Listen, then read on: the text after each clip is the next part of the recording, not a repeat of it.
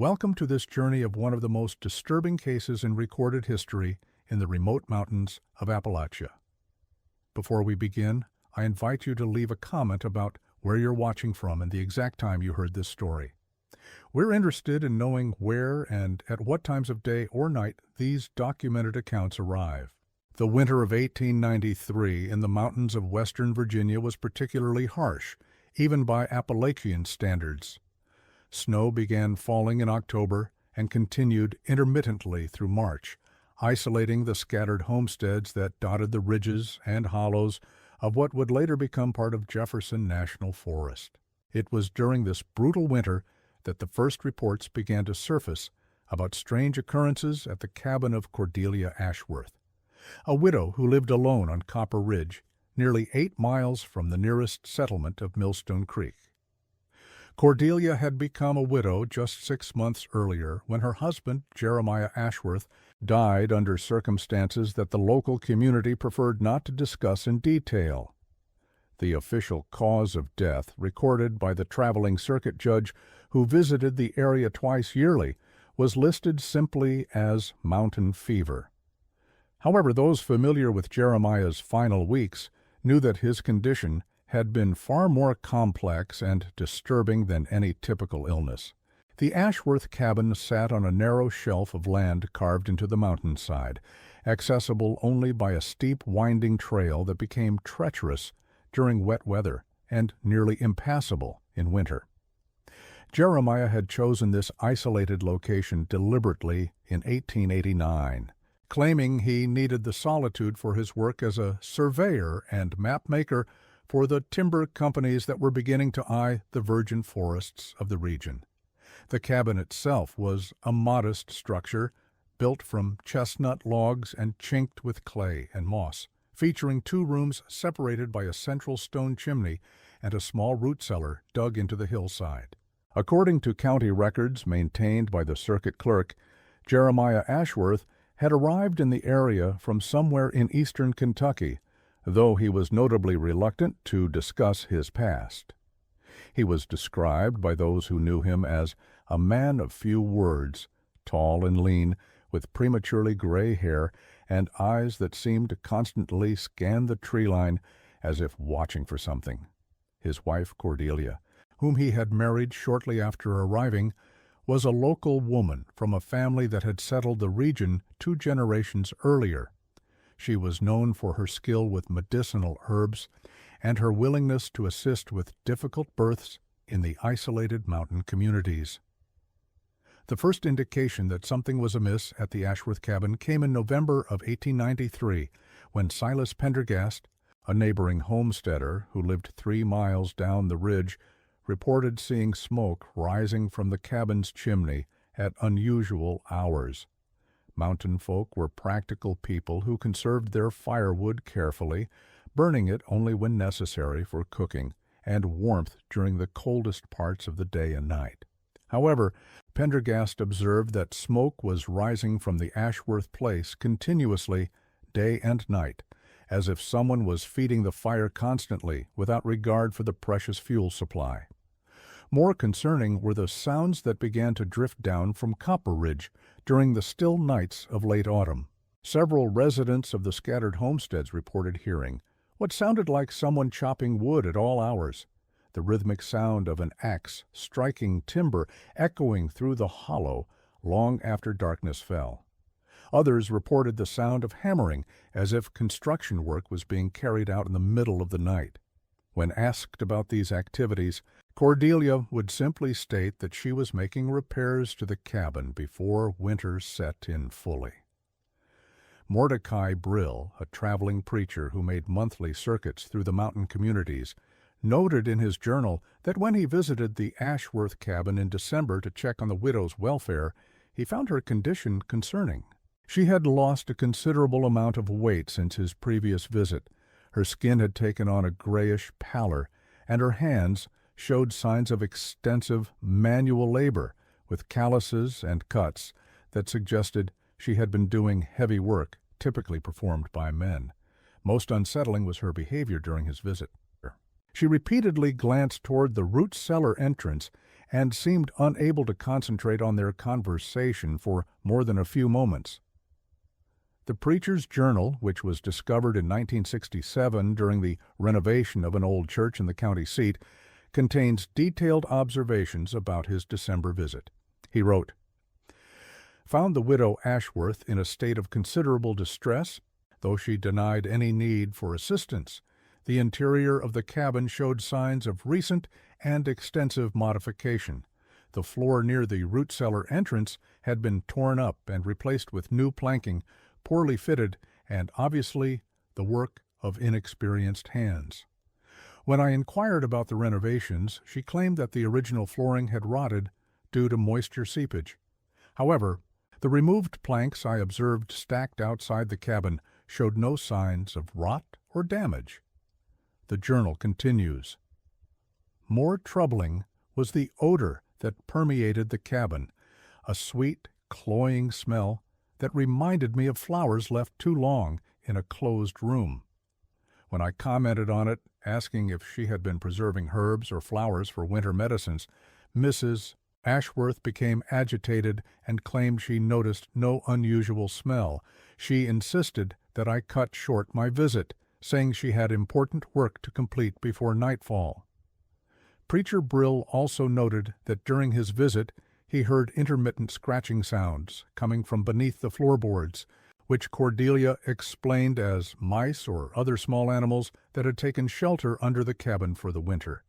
However, the regularity and intensity of the sounds struck him as inconsistent with the random movements of rodents seeking food or warmth. By January of 1894, the reports from neighbors had become more frequent and more disturbing. Euphrasia Kellum, who lived in the nearest cabin down the mountainside, reported that she had seen Cordelia making multiple trips up and down the trail in the middle of winter nights, carrying what appeared to be bundles wrapped in cloth or canvas. These nocturnal journeys were particularly puzzling, given the treacherous conditions of the trail during winter months and the practical impossibility of safely navigating the steep path in darkness. Mrs. Kellum's account, recorded in a letter to her sister in Richmond and later found among family papers donated to the Virginia Historical Society in 1952, provides detailed observations of Cordelia's behavior during this period. She wrote, "The widow Ashworth has taken to strange habits since the new year began. I have observed her making trips down to Willow Creek, which runs at the bottom of the hollow, carrying heavy bundles that she appears to dispose of in the water. These journeys occur only during the darkest nights, and she uses no lantern or torch to light her way, suggesting a familiarity with the path that comes from repeated practice." The letter continues, "On 2 occasions I have seen her returning from these expeditions carrying what appeared to be stones or rocks, which she transports back to her cabin. The effort required to carry such loads up the steep trail in winter conditions suggests either tremendous determination or profound necessity. When I encountered her during one of my own rare winter trips to check our snares, she avoided eye contact and hurried past without the customary mountain greeting, behavior that is considered highly unusual and somewhat insulting among our community." Bore. Perhaps most significantly, Mrs. Kellum noted changes in the local wildlife behavior around the Ashworth property. She observed that animals that typically foraged near human habitations during the harsh winter months seemed to avoid the area around Cordelia's cabin entirely. Even the ravens and crows, which were normally attracted to any source of food scraps, were notably absent from the vicinity of the homestead. The situation reached a critical point in February when a traveling merchant named Joachim Crenshaw, who made irregular winter visits to the mountain communities to trade essential supplies, reported an encounter with Cordelia that he found deeply disturbing. Crenshaw's account was recorded in a deposition given to the county sheriff in March of 1894, after what became known locally as the discovery at Copper Ridge. According to Crenshaw's testimony, he had made the difficult journey to the Ashworth cabin hoping to trade some winter supplies for the medicinal herbs that Cordelia was known to prepare. When he arrived at the cabin, he found Cordelia in what he described as an agitated state, repeatedly wringing her hands and speaking in disconnected sentences that seemed to reference events or people that made no sense in context. She kept referring to promises that had to be kept and work that wasn't finished, Crenshaw reported. When I asked about trading for herbs, she became confused and claimed she had no herbs, though I could clearly see bundles of dried plants hanging from the cabin rafters as usual. More unsettling was her insistence that I not approach the root cellar, claiming it contained things that weren't ready yet, and that he was still settling in. Crenshaw noted that throughout his brief visit, Cordelia kept glancing toward the root cellar entrance and listening intently, as if expecting to hear something from below. When he asked about her apparent distraction, she claimed she was listening for the wind, though the day was still and calm. The merchant also observed that the cabin's interior had been rearranged significantly since his last visit the previous autumn. The furniture had been pushed against the walls, creating a large open space in the center of the room. The floorboards in this area appeared to be new and were fitted so poorly that gaps were visible between the planks. Most puzzling was the presence of several large stones arranged in what seemed to be a deliberate pattern near the root cellar entrance, though Cordelia offered no explanation for their placement. When Crenshaw attempted to conduct his usual business, Cordelia seemed unable to focus on the transaction. She repeatedly interrupted their negotiations to walk to the cabin's single window and stare out at the surrounding forest, then return to listen at the root cellar entrance. Her behavior became increasingly erratic as the visit continued, and she eventually asked him to leave, claiming she had urgent work that could not wait. As he prepared to depart, Crenshaw reported hearing a sound from beneath the cabin that he described as a rhythmic knocking, like someone tapping on wood with deliberate, measured strikes. When he asked Cordelia about the noise, she claimed to hear nothing and quickly ushered him out of the cabin, closing the door firmly behind him. The merchant's final observation was perhaps the most disturbing. As he made his way down the trail away from the cabin, he looked back and saw Cordelia emerge from the cabin carrying a hammer and what appeared to be additional wooden planks. She immediately began working on the cabin floor, even though the temperature was below freezing and the work would have been extremely difficult under such conditions. It was Crenshaw's report that finally prompted local authorities to investigate the situation at the Ashworth cabin. Sheriff Bartholomew Riggins, who served the widely scattered mountain communities from his base in the county seat, organized a small party to make the difficult winter journey to Copper Ridge in early March, when the weather finally began to moderate enough to make the trip feasible.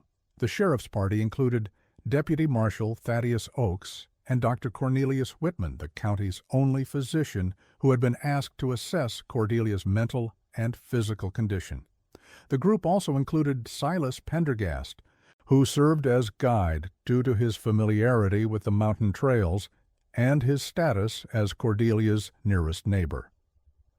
According to the official report filed by Sheriff Riggins and preserved in the county archives, the party reached the Ashworth cabin on March 8, 1894, during the late afternoon. They found the cabin apparently abandoned, with no smoke rising from the chimney and no response to their calls. The cabin door was secured with a wooden bar from the inside, suggesting that if Cordelia had left, she had done so through some other means. After shouting for several minutes with no response, the sheriff authorized forced entry into the cabin. What they discovered inside would become the subject of whispered conversations in the mountain communities for generations to come. The cabin's interior had been completely transformed since any of the men had last seen it. The entire floor had been torn up and replaced with new planking that was crude and uneven, clearly the work of someone with limited carpentry skills. The furniture remained pushed against the walls, and the center of the room was dominated by what appeared to be a large rectangular area where the floorboards had been fitted in a distinctly different pattern from the rest. More disturbing was the condition of the cabin itself. Every surface showed evidence of extensive cleaning with harsh lye soap, to the point where the wood had been bleached and the cabin's interior had an overwhelming chemical odor. Despite this apparent attempt at thorough cleaning, dark stains were visible between the floorboards and around the edges of the rectangular pattern in the center of the room. Dr. Whitman's examination of these stains, recorded in his medical notes found among his papers in 1959, concluded that they were consistent with human blood that had been present in large quantities and had seeped between the floorboards despite repeated cleaning attempts. The root cellar, when the men finally opened it, was found to be completely empty except for several large stones arranged along the walls and what appeared to be recently disturbed earth in the center of the small underground chamber. The ceiling of the root cellar showed obvious signs of recent reinforcement, with new wooden beams installed in a haphazard manner that suggested urgent, rather than skilled, construction work. Sheriff Riggins noted in his report that the entire cellar had the same overwhelming chemical smell as the cabin above, indicating that it, too, had been subjected to intensive cleaning with lye soap. However, despite these efforts, dark stains were visible on the stone walls and in the cracks between the fitted stones that lined the cellar walls. Perhaps most significantly, the investigation party discovered evidence of extensive digging in the area immediately behind the cabin. Several large holes had been excavated in the frozen ground, then filled back in with loose soil and stones. The work appeared to have been done recently, as the filled holes were obvious to anyone examining the area closely. When Dr. Whitman examined one of these filled areas more closely, he discovered fragments of cloth and what appeared to be human hair mixed with the loose soil. His medical training led him to recommend that the sheriff organize a more thorough excavation of the area, but Sheriff Riggins, concerned about the approaching spring thaw that would make travel to the isolated location impossible for several weeks, decided to postpone such an investigation until weather conditions improved. The search party spent the night in the abandoned cabin, hoping that Cordelia might return and provide an explanation for the disturbing evidence they had discovered. Deputy Marshal Oakes recorded his impressions of that night in a personal journal that was found among his effects after his death in 1923. According to Oakes's account, none of the men slept well in the cabin. The building seemed to retain sounds in an unusual way, amplifying every small noise and creating an atmosphere of constant tension. More disturbing were the sounds that appeared to come from beneath the floorboards throughout the night: scratching, tapping, and what sounded like muffled movement that could not be explained by settling wood or the activities of small animals. Dr. Whitman, who had the most scientific training among the group, attempted to investigate these sounds by examining the floorboards more closely. He discovered that several of the boards in the central rectangular pattern were not actually nailed down, but were simply laid in place, allowing them to be removed easily. When he lifted one of these boards, a powerful odor emerged from the space beneath. Not the clean smell of earth and stone that would be expected, but something sweet and cloying that caused all the men to quickly replace the board and retreat from the area. The deputy marshal also noted that throughout the night each member of the party reported the sensation of being watched, though they were alone in the isolated cabin with miles of empty forest surrounding them. The feeling was so pervasive and unsettling that the men took turns standing guard, though they could identify no rational threat that would justify such precautions. When morning came, the search party conducted a more thorough examination of the cabin and its surroundings. In the cold light of day, the evidence of recent and extensive manual labor became even more apparent. The trail leading down from the cabin showed signs of heavy use during the winter months, with ruts and worn areas that indicated someone had been making regular trips up and down the steep path carrying substantial loads. Near Willow Creek, at the bottom of the hollow, the men discovered an area where the creek bank had been extensively disturbed. Logs and stones had been arranged to create a small dam or barrier, and the area immediately below this barrier contained what appeared to be fragments of cloth, bone, and other organic material that had been caught by the obstruction. Dr. Whitman collected samples of this material for later examination, though his notes indicate that much of what they found was too decomposed or damaged by winter weather to provide clear evidence of its origin. However, several pieces of what appeared to be human bone were sufficiently preserved to suggest that they were relatively recent remains rather than ancient deposits that might have accumulated naturally in the creek. The investigation party returned to the county seat with a collection of disturbing evidence, but no clear explanation for Cordelia's disappearance or for the obvious signs of violent activity at her cabin. Sheriff Riggins filed his official report and requested additional resources to conduct a more thorough investigation. But the remote location and harsh conditions made such an effort impractical with the limited manpower available to rural law enforcement in the 1890s. More significantly, when word of the discovery spread through the mountain communities, several residents came forward with information they had previously kept to themselves. Euphrasia Kellum revealed that she had observed Cordelia burning large quantities of clothing and fabric during the winter months, far more than would be reasonable for normal household needs. The burning had occurred behind the cabin, in an area that was not visible from the trail, and had continued for several hours at a time during multiple sessions throughout December and January. Mordecai Brill, the traveling preacher, admitted that during his December visit to the cabin, he had noticed what appeared to be men's clothing and personal effects scattered around the interior, though Cordelia had claimed she was simply organizing her late husband's belongings. However, the quantity of items seemed excessive for the possessions of a single person, and some of the clothing appeared to be newer and of different sizes than would have belonged to Jeremiah Ashworth.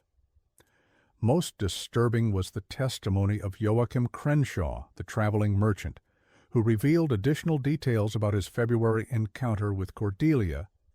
He admitted that he had not included everything in his original report to the sheriff because he feared he would not be believed.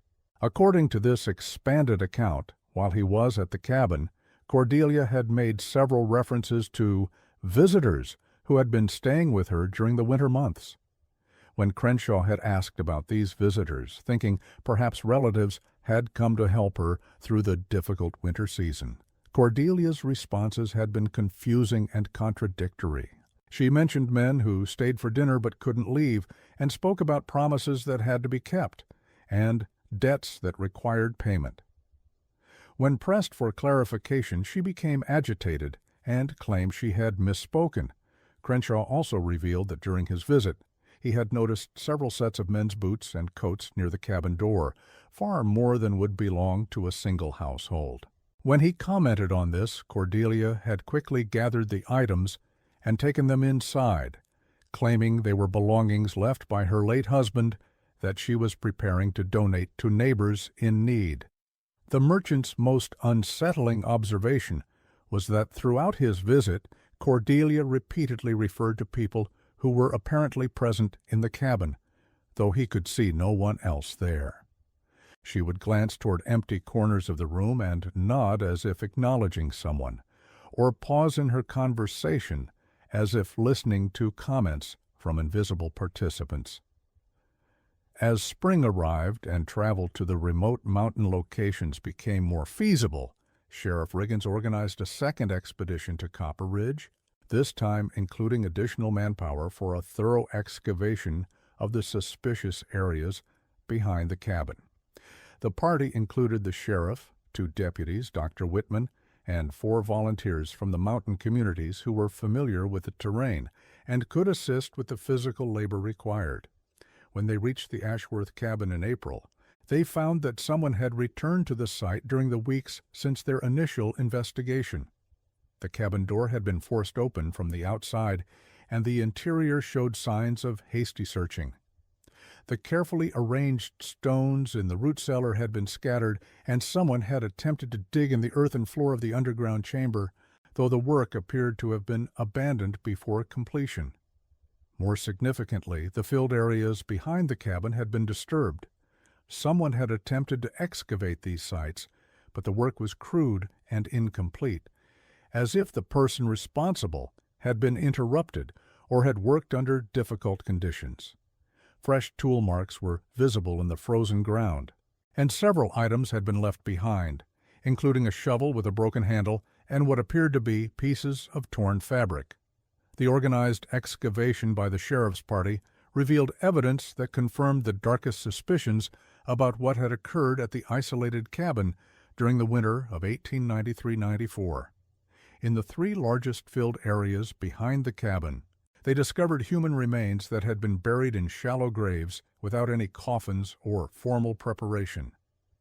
Dr. Whitman's examination of these remains, conducted on-site due to the remote location and practical difficulties of transporting evidence back to the county seat, revealed that they belonged to at least 3 different adult males. The condition of the remains suggested they had been buried during cold weather, which had slowed decomposition and preserved enough evidence for basic identification. More disturbing was the doctor's conclusion about the manner of death. While the condition of the remains made definitive determination impossible, several of the skulls showed evidence of blunt force trauma that was consistent with repeated heavy blows from a tool such as a hammer or axe. The positioning of the remains in the graves suggested hasty burial by someone working alone and under difficult conditions. Among the personal effects found with the remains, the investigation party discovered items that allowed them to tentatively identify the victims.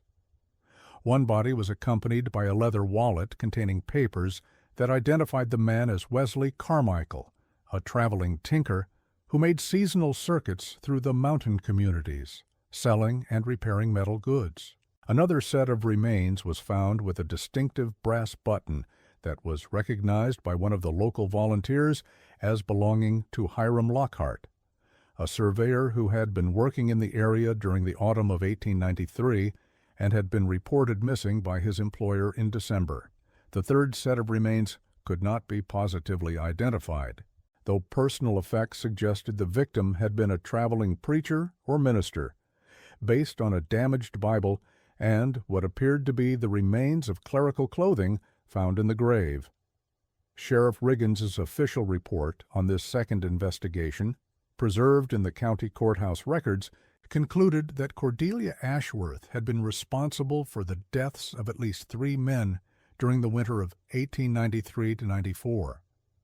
The evidence suggested that these victims had been travelers who had sought shelter at her isolated cabin during harsh weather, a common practice in the mountain communities where hospitality to stranded travelers was considered both a moral obligation and a practical necessity. The sheriff's theory, based on the evidence and witness testimony, was that Cordelia had systematically murdered these men, possibly to rob them of their possessions or money, though the motive remained unclear since no significant wealth or valuables were found at the cabin site. The condition of the cabin and the extensive evidence of cleaning suggested that the murders had taken place inside the building, possibly while the victims slept, after which Cordelia had disposed of the bodies in the makeshift graves behind the cabin. However, several aspects of the case remained unexplained and continued to puzzle investigators.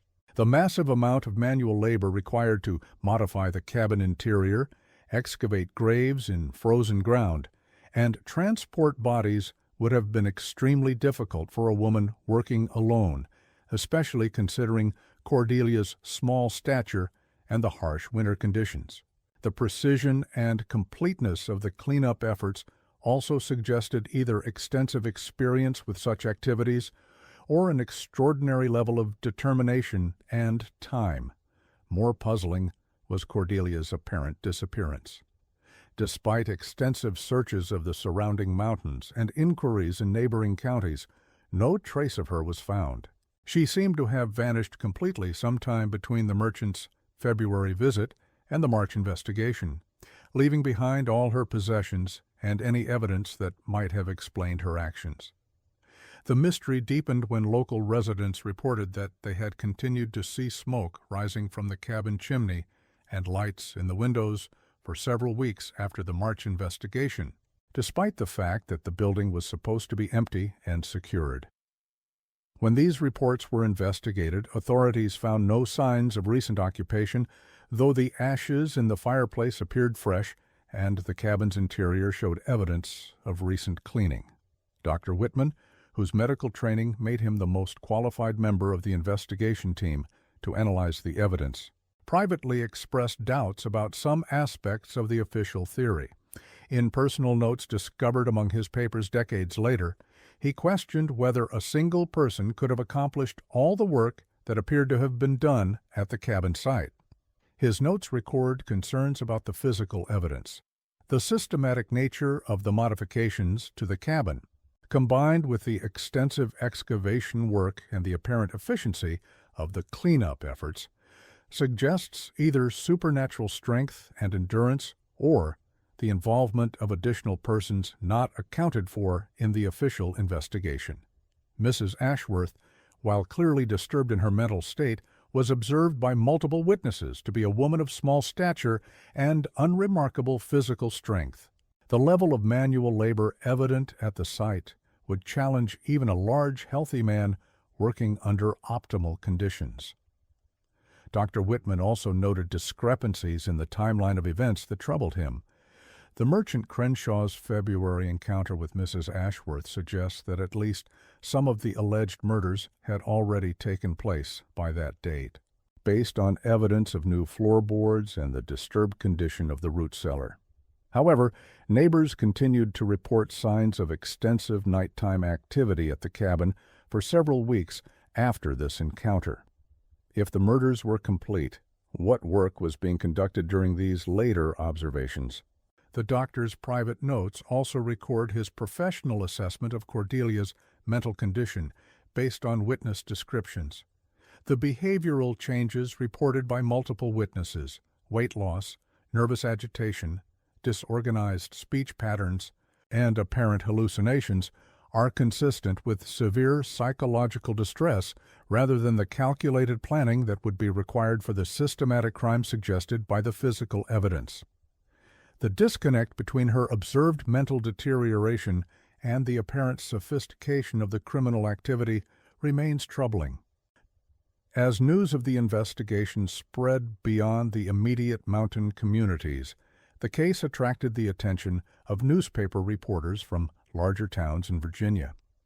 The Richmond Dispatch published a series of articles about the Copper Ridge murders in May and June of 1894, though these accounts were highly sensationalized and contained numerous factual errors that contributed to the development of exaggerated local legends about the case.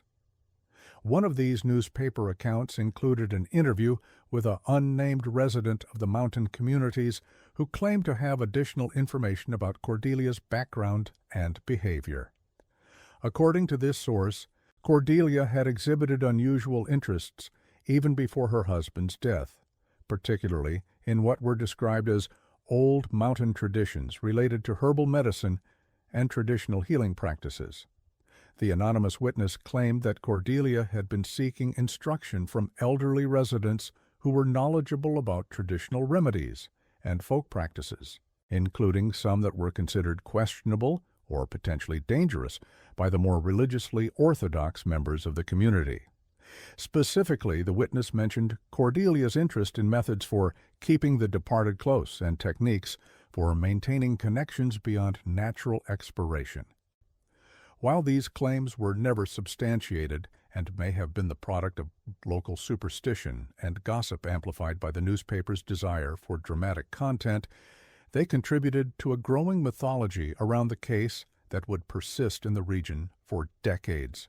The official investigation concluded in the summer of 1894 with a warrant issued for Cordelia Ashworth's arrest on charges of multiple murder. However, she was never located, despite periodic searches and investigations that continued sporadically for several years. The case remained officially open, but without the principal suspect available for trial, no legal resolution was achieved. The Ashworth cabin remained abandoned and became a source of local folklore and nervous speculation.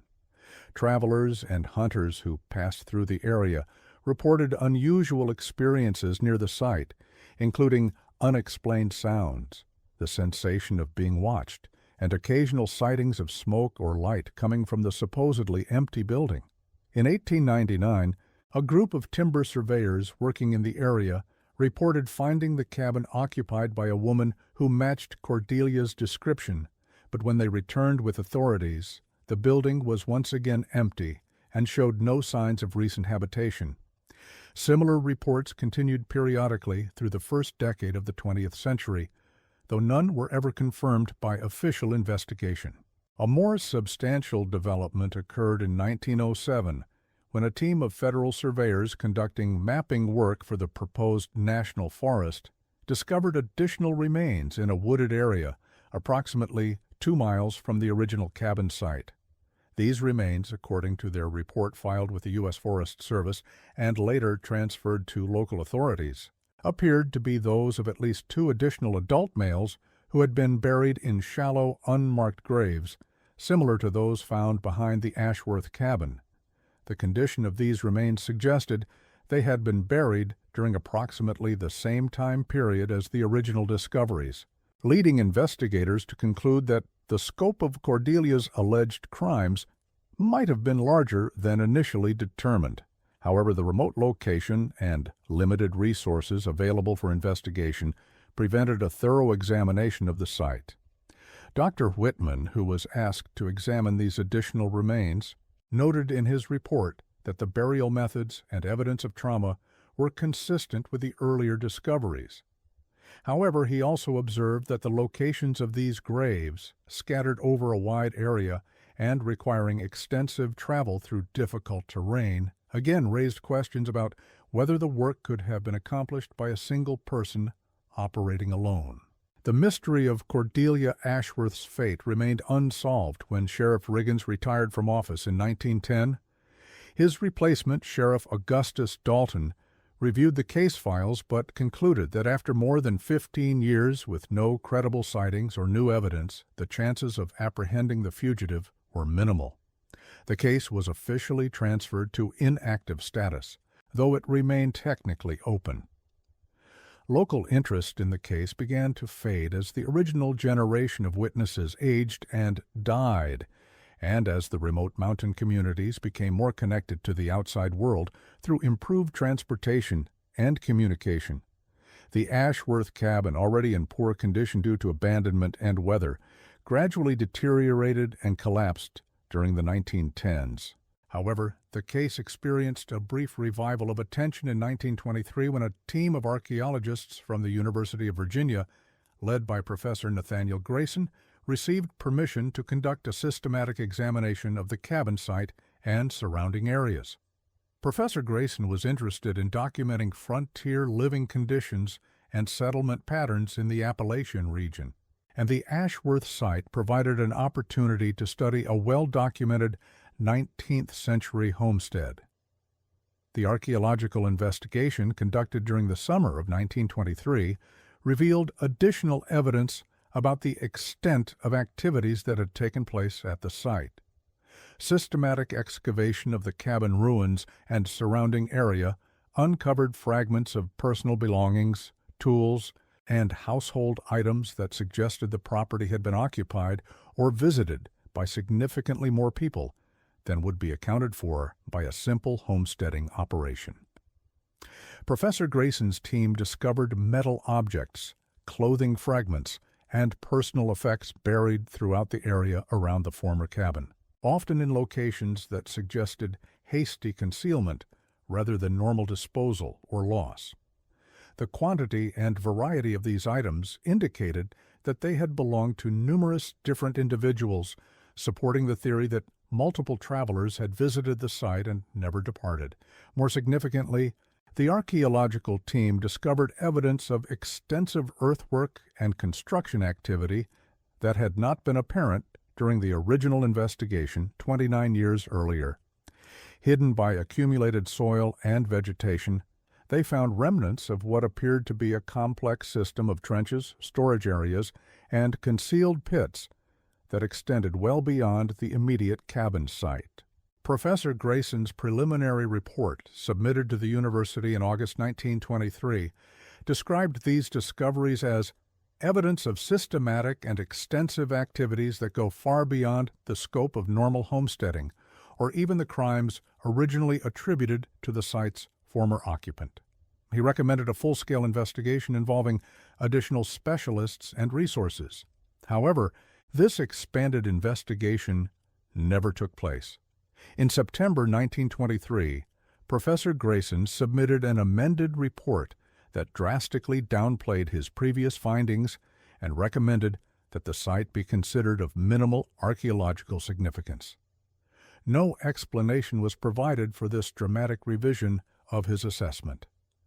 According to colleagues interviewed years later, Professor Grayson returned from his summer fieldwork visibly distressed and reluctant to discuss his discoveries. He reportedly abandoned his research into Appalachian settlement patterns entirely and redirected his academic focus to classical Mediterranean archaeology, never again conducting fieldwork in rural American locations. The final official documentation related to the Ashworth case appeared in 1931 when the federal government formally acquired the Copper Ridge area as part of the expanded Jefferson National Forest. The acquisition documents included a brief historical survey of the region that mentioned the alleged criminal activity at the former Ashworth homestead, but provided no details about the investigation or its findings. With the incorporation of the area into federal lands, public access became more restricted, and the site gradually faded from local memory as the generation that remembered the original events passed away. By the 1940s, the case existed primarily in local folklore and occasional mentions in regional history publications. The most comprehensive modern examination of the available evidence was conducted in 1961 by Harold Blackstock, a graduate student in criminology at Virginia Commonwealth University, who wrote his master's thesis on unsolved crimes in 19th century Virginia. Blackstock's research, based on surviving official documents, newspaper accounts, and interviews with elderly residents who remembered stories passed down by earlier generations, attempted to construct a complete timeline of events and evaluate the various theories that had been proposed over the decades. Blackstock's analysis concluded that while Cordelia Ashworth was almost certainly responsible for multiple murders, significant aspects of the case remained unexplained and might never be resolved.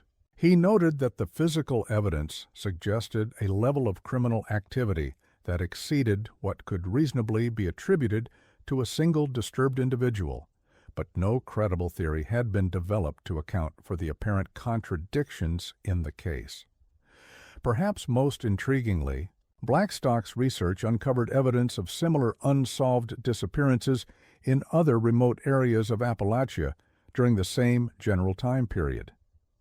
His thesis identified at least 6 cases from the 1890s involving isolated homesteads where residents had either vanished or been found dead under suspicious circumstances, often with evidence of multiple victims but no clear explanation for the crimes. While these cases were separated by hundreds of miles and occurred in different states, Blackstock noted several common elements: isolated locations accessible only by difficult trails, evidence of systematic cleanup efforts, and the involvement of missing or psychologically disturbed women as either perpetrators or victims. He speculated about the possibility of a coordinated criminal network, but acknowledged that the sparse law enforcement and limited communication systems of the era made such coordination unlikely. Blackstock's thesis was completed but never published, as he abandoned academic work to pursue a career in law enforcement. His research materials were donated to the university library in 1963, where they remained largely unexamined until being transferred to the Virginia Historical Society in 1969 as part of a collection of regional crime research.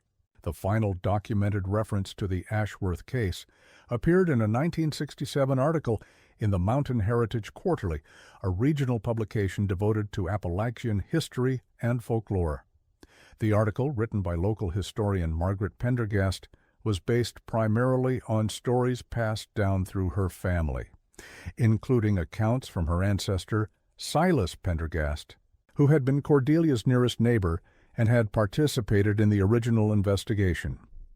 According to family oral history recorded by Margaret Pendergast, Silas had privately believed that Cordelia's crimes were connected to traditional mountain beliefs about obligations to the dead and methods of maintaining contact with departed family members. He reportedly told his family that Cordelia had become convinced that her husband's death had been premature, and that she was required to fulfill promises he had made to provide hospitality to travelers in need. This interpretation suggested that Cordelia's actions might have been motivated not by robbery or personal gain, but by a distorted sense of duty to continue her husband's obligations even after his death. The systematic nature of the crimes, according to this theory, reflected her methodical personality rather than calculated criminal planning. Margaret Pendergast's article also included references to persistent local legends about continued activity at the Copper Ridge site well into the 20th century. According to these accounts, hunters and forestry workers had occasionally reported signs of recent habitation in the area, including improvised shelters, food storage sites, and evidence of campfires, though no actual occupants were ever encountered. These reports, if accurate, suggested that someone might have been using the remote location as a periodic refuge or hideout for decades after the original events. However, given the isolation of the area and the lack of systematic surveillance, such activity could have continued indefinitely without official detection. The Pendergast article concluded with a reflection on the broader significance of the Ashworth case within the context of Appalachian social history. She argued that the case illustrated the extreme isolation and self-reliance that characterized mountain communities in the late 19th century, conditions that could produce both remarkable resilience and profound psychological disturbance when individuals were pushed beyond their capacity to cope with loss and hardship. Today, the Copper Ridge area remains part of the Jefferson National Forest, accessible only to hikers willing to undertake a strenuous trek through unmarked wilderness. The original cabin site is marked by a few scattered foundation stones and a barely visible depression where the root cellar once existed. Dense forest has reclaimed the area, and only experienced researchers familiar with historical land records can locate the exact spot where the Ashworth homestead once stood. Forest Service personnel who work in the area report no unusual incidents or findings related to the historical significance of the site. The official forest maps make no reference to the former homestead or its history, and the area is not included in any interpretive programs or historical documentation provided to visitors. Occasionally, academic researchers or amateur historians seek permission to examine the site, but these requests are generally denied due to the remote location, the difficulty of providing emergency access if needed, and the lack of significant archaeological or historical features remaining visible. The most recent scholarly attention to the case occurred in 1968 when criminologist Dr. Patricia Hensley included a brief discussion of the Ashworth murders in her comprehensive study of violent crime in rural America during the 19th century. Her analysis focused on the case as an example of how geographic isolation and social stress could contribute to criminal behavior in frontier communities. Dr. Hensley noted that the Ashworth case shared characteristics with several other documented instances of multiple murders in remote locations during the same historical period, suggesting that such crimes may have been more common than official records indicate. She speculated that the limited law enforcement resources and communication systems of the era meant that many similar cases were never properly investigated or documented. However, Dr. Hensley also acknowledged that the Ashworth case contained elements that remained inexplicable even by modern criminological standards.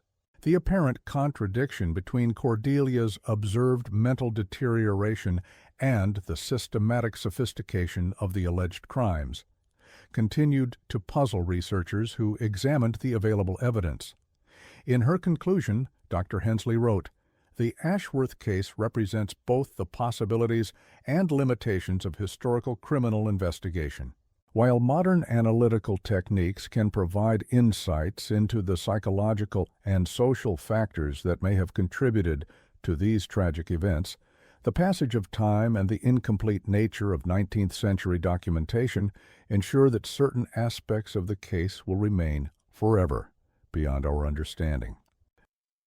The legacy of the Copper Ridge murders lives on primarily in local oral tradition and regional folklore, where the story has evolved and been embellished over the decades.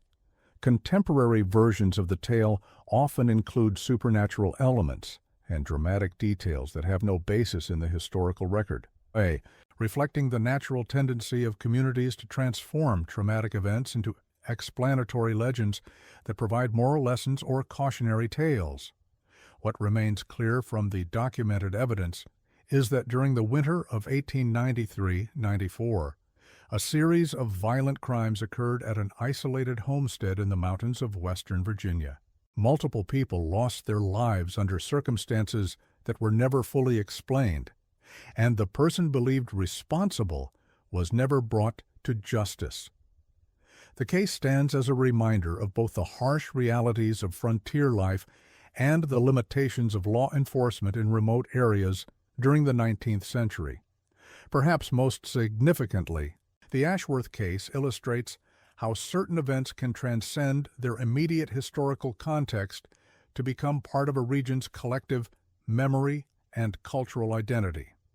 Nearly 130 years after the original crimes, the story continues to resonate with people who recognize in it themes of isolation, desperation, and the thin line between survival and savagery that characterize life on the American frontier. The mountains of Appalachia have witnessed countless stories of hardship, endurance, and tragedy over the centuries. Most of these stories have been forgotten as the people who lived them passed away, and as the region became integrated into the broader American social and economic system. But occasionally, a story emerges that captures something essential about the human experience under extreme conditions, something that speaks to universal fears and concerns that transcend time and place. The case of Cordelia Ashworth and the Copper Ridge murders is one such story. It remains with us not because it was solved or because justice was served, but because it poses questions about the nature of human behavior under stress that continue to challenge our understanding. In the end, perhaps the most disturbing aspect of the case is not what we know about what happened in that isolated cabin during the winter of 1893, but what we will never know, and what that uncertainty reveals about the limits of human comprehension when confronted with the darkest possibilities of human nature.